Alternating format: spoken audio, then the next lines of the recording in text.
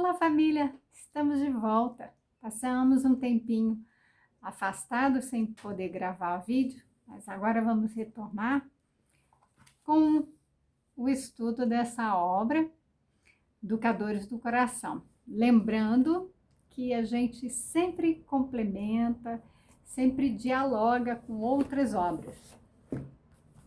Eu mencionei o Bruno Bettelheim, que é o autor que o Walter Barcelos faz referência nesse capítulo.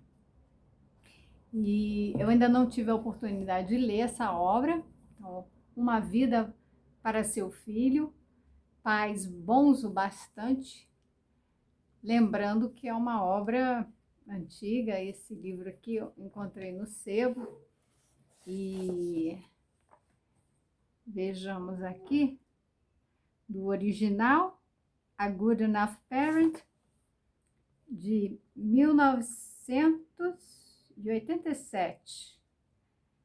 Então já está na 20ª edição aqui, esse livro de 1988. Imagina, né? Foi muito vendido, ele se tornou o mais vendido durante um ano, e pelo menos quando lançou essa obra.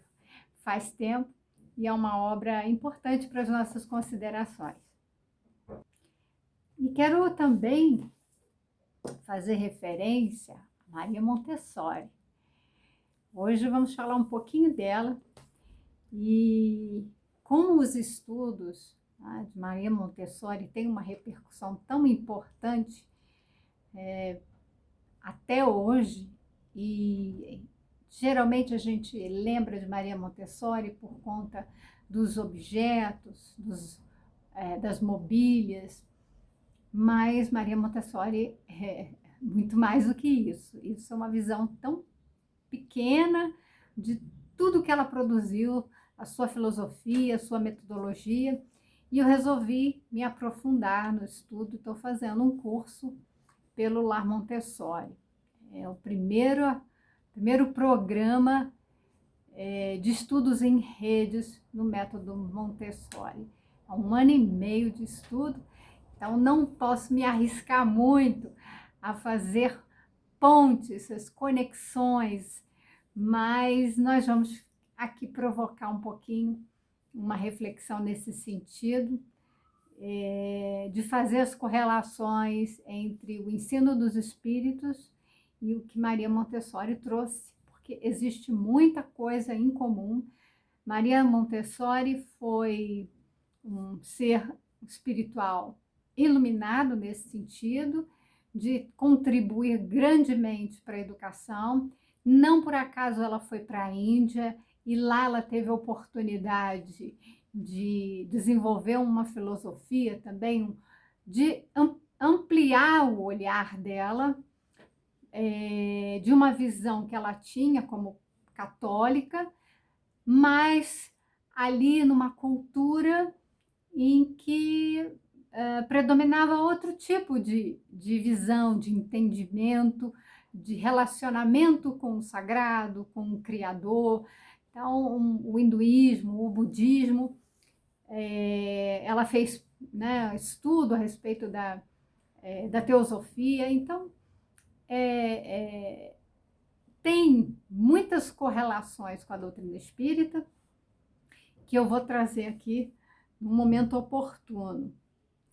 Penso que no próximo vídeo eu possa trazer um conto e trabalharmos à luz da doutrina espírita. Mas hoje, retomando aqui com o Bruno Bettelheim, né? E ele fez o prefácio do livro Como Amar uma Criança, que eu também já mencionei, e vou fazer a leitura comentada desse livro. Eu quero fazer muitas leituras, né? A questão agora é me organizar, ter tempo para poder desenvolver esses trabalhos. Na parte de hoje, ele menciona o lar e a escola. E Bettelheim faz uma distinção entre educar a criança, que é no lar, de instruir a criança quando ela está na escola. Então, haveria aí uma distinção do que se passa na escola, o que se passa no ambiente familiar, né? A escola cabe fornecer informações à criança, mas é dos pais a responsabilidade de providenciar segurança, afeto, explicações e harmonia, para que o filho possa ter maiores chances de ser feliz. Só essa frase já dava para a gente discutir muita coisa. Primeiro, naquela época, nós poderíamos pensar a escola como um lugar de instrução. A criança ia, né, o jovem ia para a escola para receber informações das disciplinas. Então, estudava português, matemática, ciências, geografia, história. Recebendo aquelas informações, fazia suas provas e, enfim, seguia adiante. E muito se perdia por conta dessa falta de sentido que essas informações têm na vida da criança e do adolescente. Isso vai ser repensado, né, tanto com a contribuição de Maria Montessori, mas temos muitos outros. E Maria Montessori, ela tem uma influência de Pestalozzi, de Rousseau, e quem teve também a influência de Pestalozzi, que nós sabemos, é o nosso Allan Kardec, que agora fugiu o nome dele em francês, é o Hippolyte Léon Denis Rivail, não sei bem como fala, mas ele também, professor, né, e foi orientando de Pestalozzi. Naquela época, nós tínhamos uma visão diferenciada do ambiente escolar. Então, não dá para a gente ficar com o nosso olhar atual comparando, é preciso contextualizar. Então, é preciso conhecer essas questões, né, de quem influenciava, né, do que se queria, se buscava de uma escola. Hoje, as crianças também vão para a escola, recebem essas informações, mas já se questiona. José Pacheco, em Portugal, ele, conhecida, né, a Escola da Ponte, em que ele desenvolveu ali uma forma de trabalhar com as crianças que fazia sentido para elas, através de projetos em que elas pesquisavam. Isso dava autonomia, liberdade. Maria Montessori fala de autonomia, de liberdade, e que o trabalho, ele, na verdade, deve ser uma prática em que a nossa escolha faz parte. O que eu quero dizer com isso? Que nós decidimos, escolhemos quando há liberdade para fazer a escolha por aquela atividade. Caso contrário, seria um trabalho escravo. O trabalho escravo, ele é um trabalho que a gente faz de forma forçada e não espontânea, em que eu não escolhi fazer. Mas vamos considerar aí, né, as medidas, né? O trabalho escravo, como a gente entende hoje, é pegar uma pessoa, colocá-la para fazer um trabalho sem pagar, sem ter, né, direitos trabalhistas. Mas o tipo de escravidão que eu estou falando é uma escravidão do tipo psicológica, emocional. Há tantas pessoas que estão trabalhando, vão para os seus empregos e estão lá fazendo uma atividade, mas não gostam daquilo que fazem, fazem aquilo só para ter o dinheiro e não se sentem satisfeitas, não fazem com alegria, elas não têm dali um interesse. Então, isso é importante porque quando a gente dá um trabalho para a criança, então vamos entender o trabalho como uma atividade e associamos a essa atividade o interesse despertado por um desafio. Olha só que elementos importantes. Então, nós somos desafiados a realizar. Por exemplo, quem gosta de cozinhar, pega uma receita nova. Ah, eu vou experimentar isso aqui. Isso aqui parece bom. E a gente é desafiado. É um desafio, porque é uma novidade e a gente não sabe fazer ainda direito, né? Nunca experimentamos, então é uma novidade. Então tem um interesse por trás que me faz enfrentar aquela novidade, aquele desafio. Isso faz com que eu haja, então, eu vou fazer o bolo, essa vai ser uma atividade que eu vou desenvolver e vai me manter concentrada. Isso tudo leva ao aprendizagem.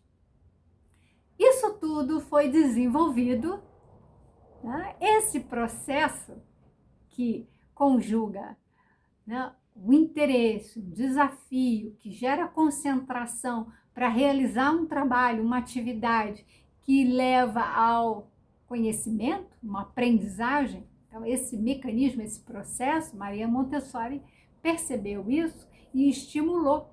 Então, faz sentido a gente dar informação para a criança para que ela realmente aprenda como que funcionam as coisas, né? Ela é curiosa, ela vai explorar e ela está com a atenção focada.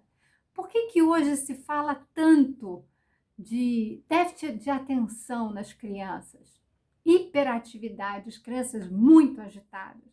Crianças muito agitadas são crianças muito ansiosas, que não conseguem ficar ali na atividade muito tempo, é como se tivesse uma pressa, né? Querem se livrar daquilo logo e pegam outra coisa e não conseguem focar a atenção. Será que elas realmente estão interessadas naquilo que está sendo proposto para elas? Será que aquele trabalho, né, aquela atividade desperta interesse? Será que aquilo ali faz com que a criança né, se dedique? Aquilo é um desafio. Às vezes é uma coisa que a criança já sabe fazer, ela está entediada, ela não tem mais interesse naquilo, ela não vai se concentrar, ela quer mexer em outras coisas, ela quer explorar outras coisas. Então nós precisamos de espaço, nós precisamos desafiá-las naquilo que elas conhecem e não conhecem, para que elas queiram conhecer, despertar nela essa curiosidade que é tão natural das crianças. Então, a escola não é simplesmente um lugar para dar informação. Hoje, a visão a gente problematiza. Isso seria muito interessante. O que você pensa? Como deveria ser o papel da escola? Como tem sido o papel da escola? E de uns tempos para cá, se fala muito da educação emocional, inteligência emocional, para se trabalhar esses aspectos na sala de aula, nas relações humanas.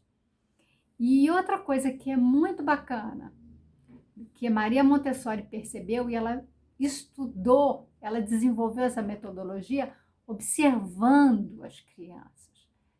Nós precisamos contemplar as crianças, contemplar a vida, contemplar tudo que está à nossa volta. Não é simplesmente olhar, é contemplar. Essa é uma atitude em que nós nos colocamos presentes, de forma silenciosa. Nós olhamos para os detalhes e fazemos a relação dos detalhes com a nossa vida. O que gera conhecimento é quando a gente faz essas correlações.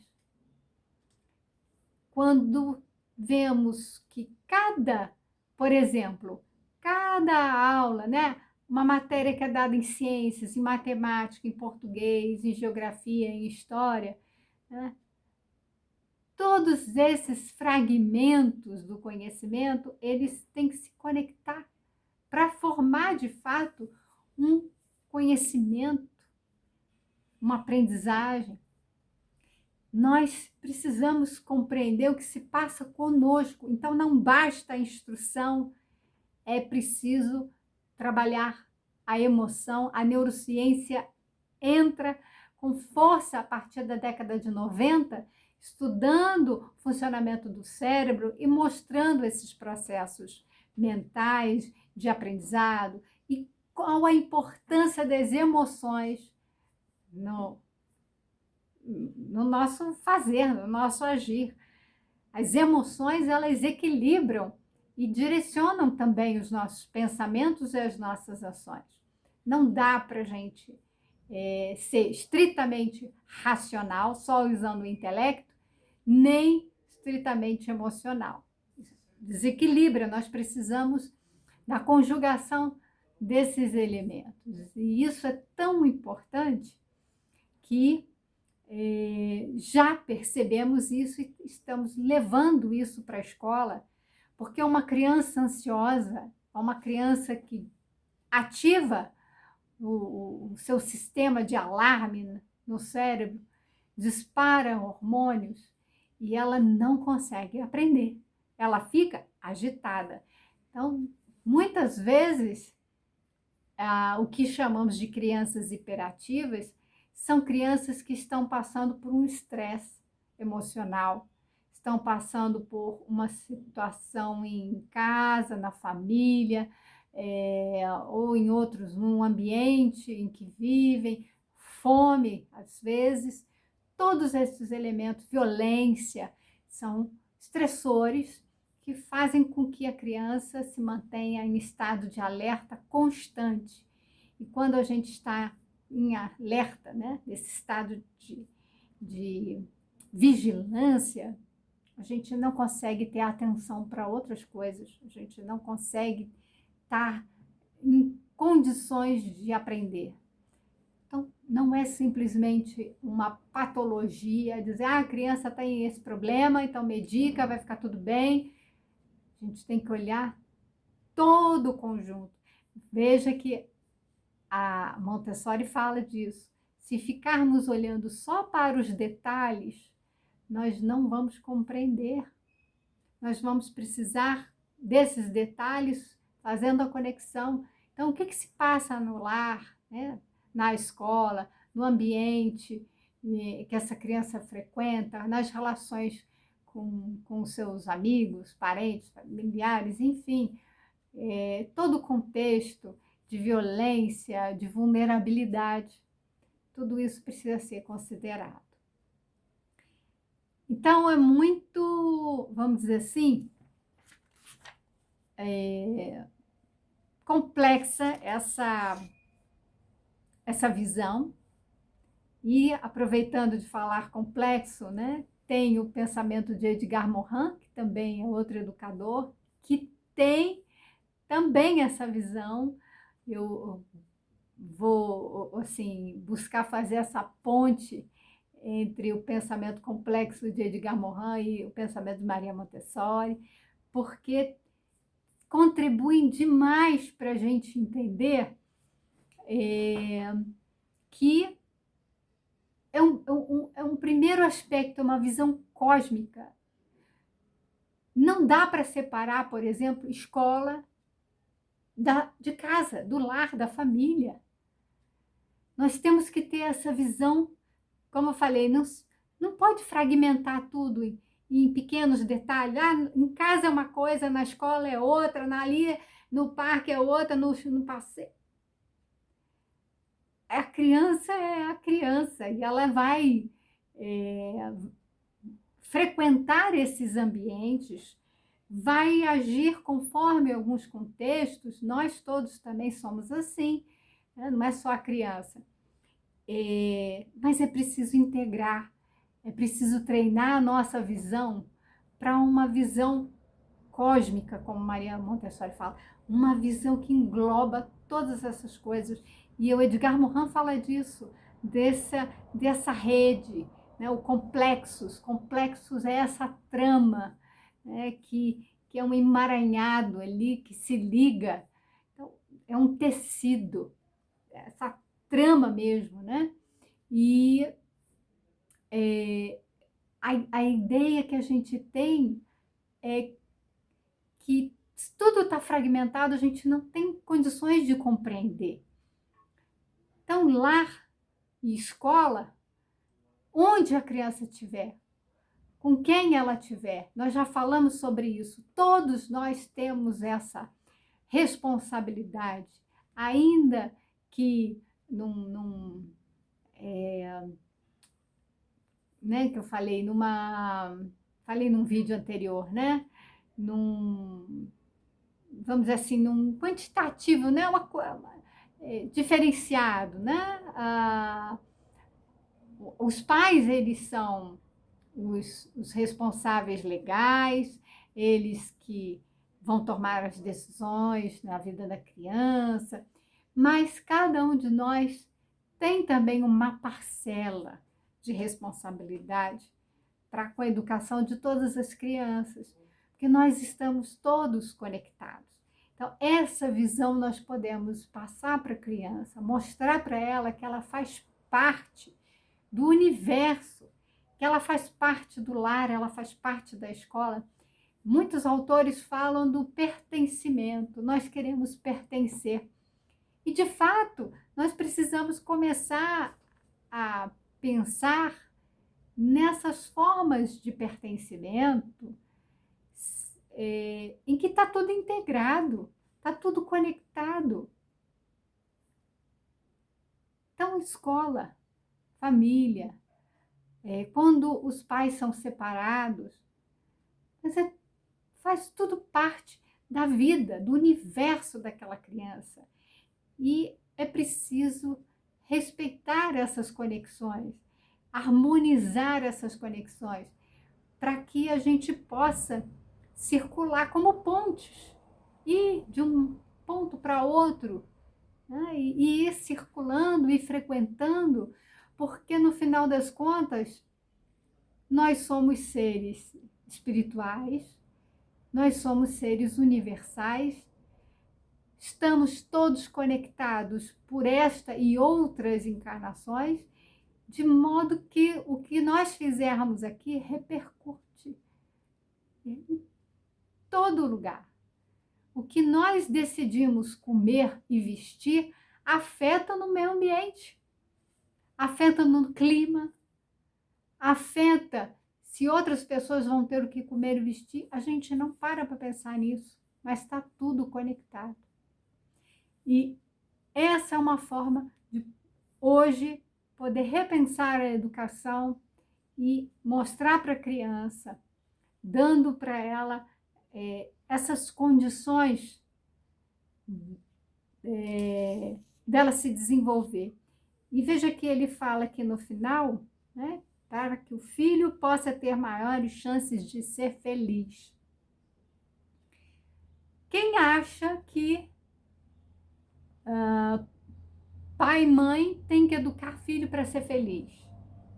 Que a nossa função é fazer o nosso filho feliz. Tem gente que acredita que não só tem que fazer a criança feliz, como essa criança tem que crescer e se tornar um adulto feliz. Será mesmo que nós temos que fazer os nossos filhos felizes? Ou, com essa educação, em que, um dos aspectos que ele vai continuar aqui falando no capítulo, eu preciso conhecer a criança que eu estou educando. Se eu conheço a criança, eu vou direcionar os meus cuidados, eu vou apresentar para ela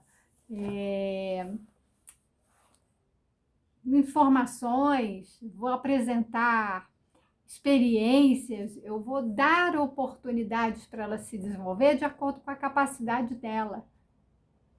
E com isso eu respeito, ela vai se desenvolvendo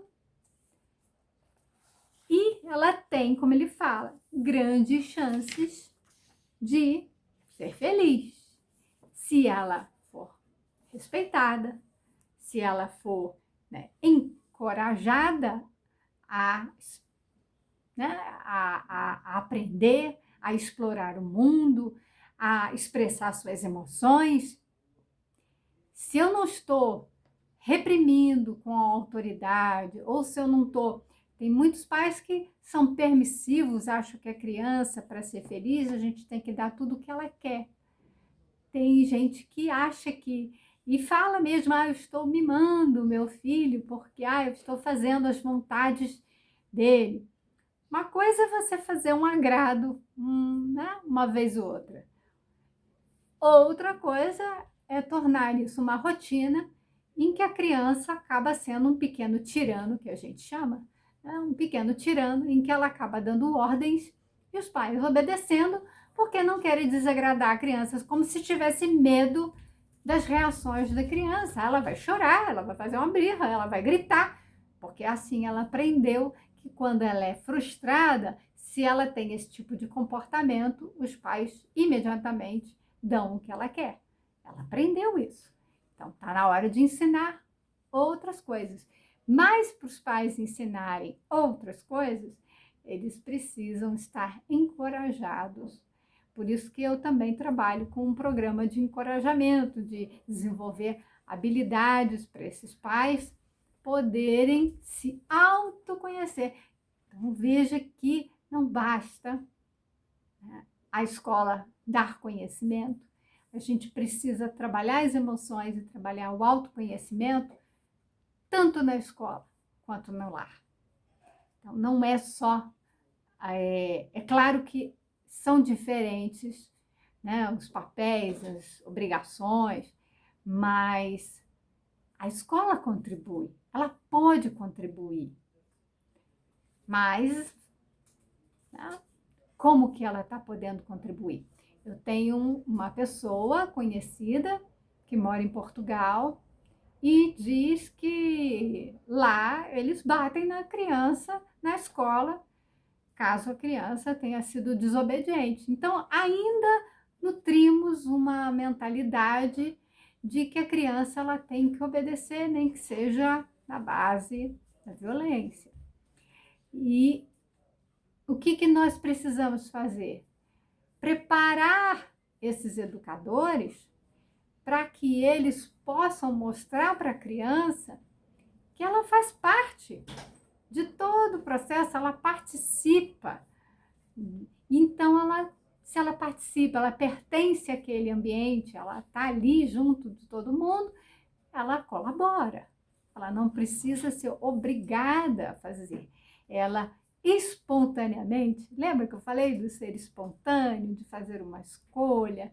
Ela vai ter interesse, ela vai despertar ali a vontade de colaborar, de participar. E a gente não precisa mais da coerção.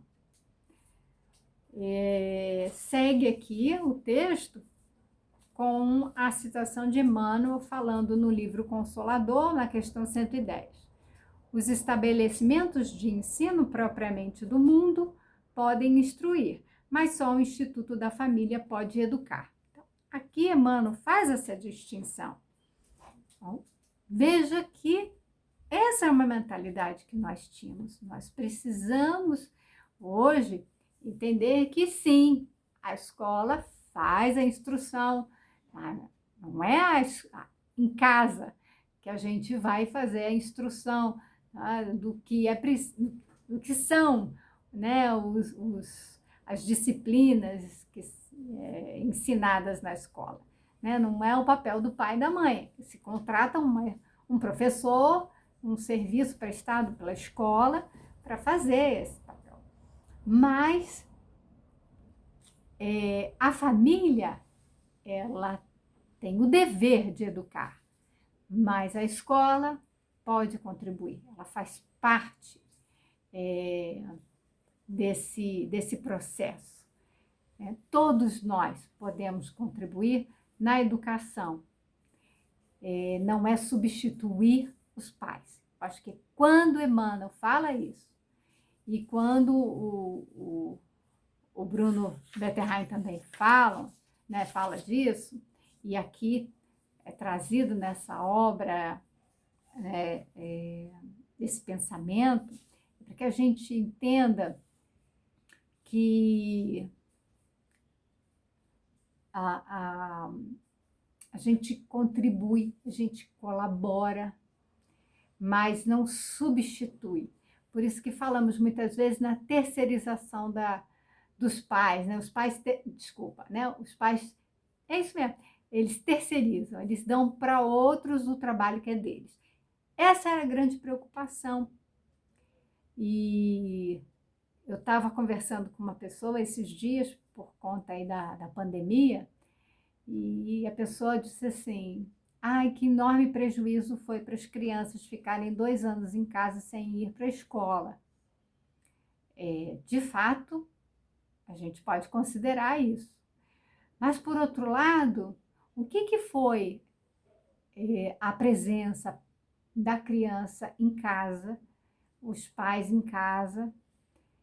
Nós sabemos que aumentou o número de divórcios durante a pandemia. Então, o que foi isso? Não tem resposta, não. É uma pergunta mesmo, para a gente refletir.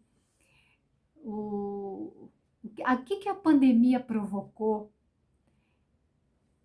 Que, claro, não estou falando do vírus, da doença, mas de todo esse movimento de isolamento, das famílias ficarem dentro de casa, as reorganizações familiares de papéis, as escolas fechando, depois tendo que criar a educação pelo computador, né? As teleaulas e os trabalhos também. E nós criamos esses recursos, ampliamos o uso desses recursos, mas muitas vezes isso ocorre para dar uma sacudida, uma despertada. A gente precisa tomar consciência do que estávamos fazendo com os nossos filhos, porque não era incomum colocar os filhos em período integral nas escolas, delegando para ela esse papel de educar. Então, isso é que é importante. A escola, ela pode auxiliar, ela deve até auxiliar, mas ela não substitui. Esse é o grande ponto.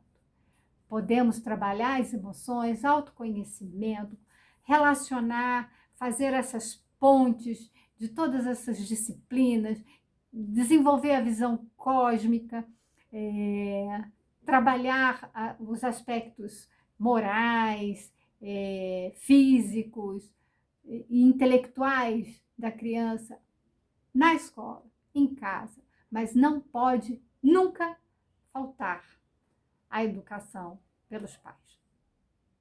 A gente pode oferecer um monte de coisa nos outros lugares. Então é nesse ponto que eu quero falar, né? Não façamos essa divisão. Vamos distribuir com pesos e medidas, né?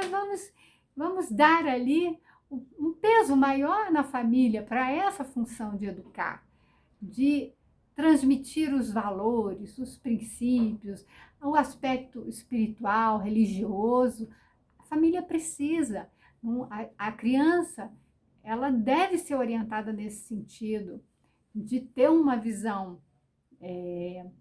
espiritual da vida, ainda que seja muito abstrato para ela compreender, mas ela precisa ser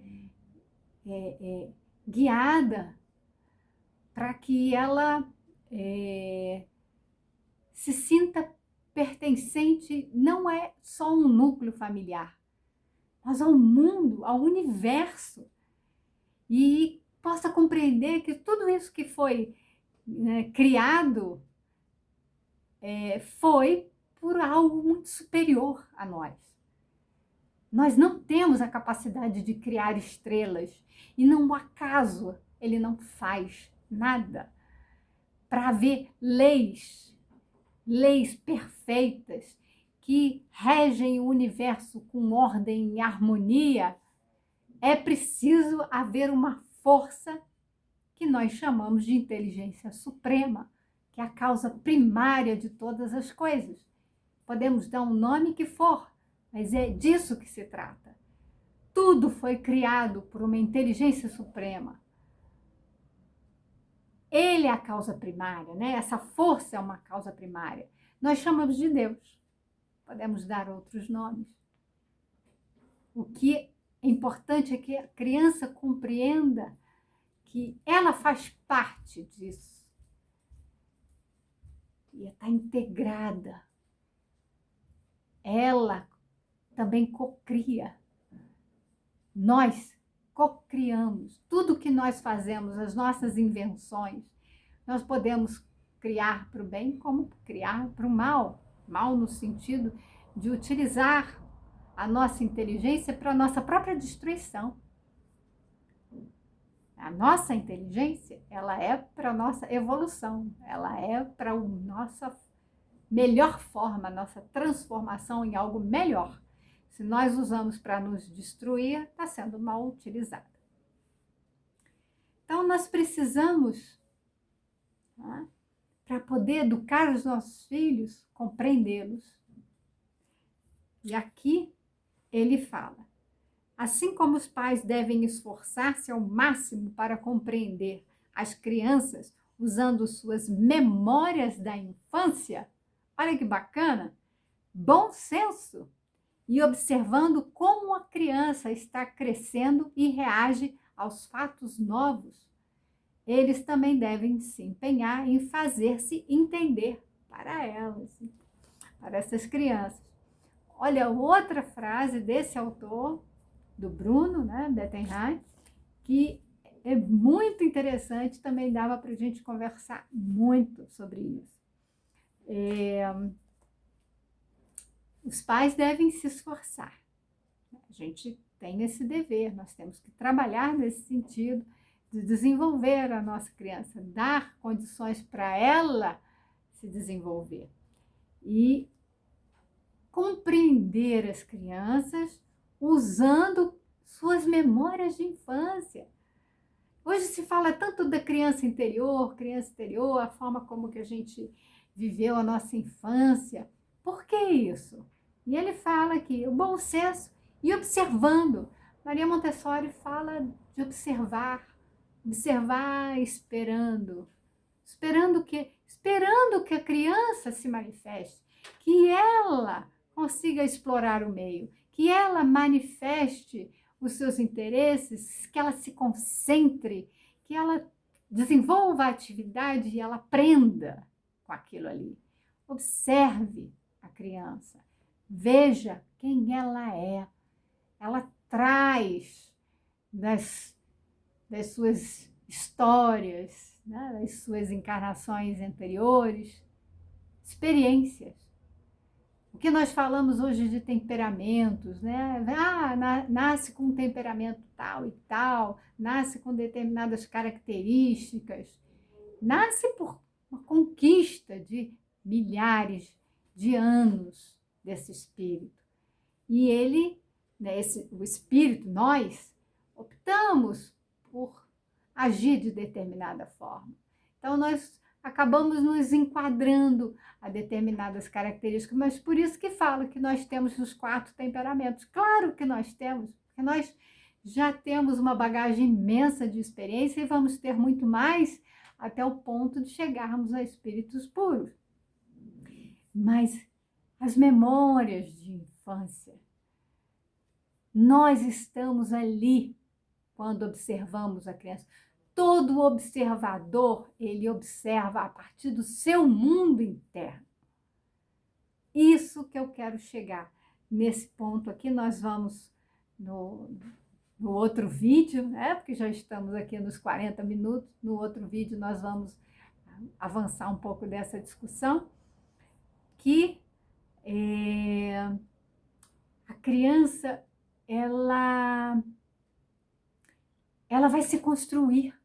E nós precisamos ajudar a criança a se construir. Ela vai se construir como criança e depois como adulto.